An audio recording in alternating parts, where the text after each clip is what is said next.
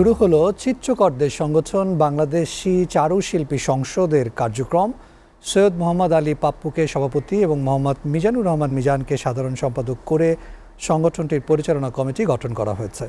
বুধবার ঢাকা বিশ্ববিদ্যালয়ের চারুকলা অনুষদে ওসমান জামাল মিলনায়তনে আনুষ্ঠানিকভাবে যাত্রা শুরু করে বাংলাদেশি চারুশিল্পী সংসদ।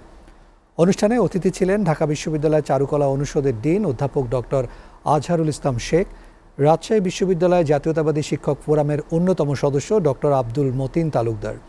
জাকিয়া আহমেদ ঝুমার সঞ্চালনায় অনুষ্ঠানে সভাপতিত্ব করেন সৈয়দ মোহাম্মদ আলী পাপ্পু। মূল বক্তব্য রাখেন মিজানুর রহমান মিজান। অনুষ্ঠানে 21 পদকে ভূষিত শিল্পী তেজস হাওলাদার যশ, অধ্যাপক ডক্টর মোহাম্মদ আব্দুস সাত্তার, অধ্যাপক রোকেয়া সুলতানাকে সংবর্ধনা দেওয়া হয়। এ সময় বিভিন্ন সেক্টরে গুণী শিল্পীরা উপস্থিত ছিলেন।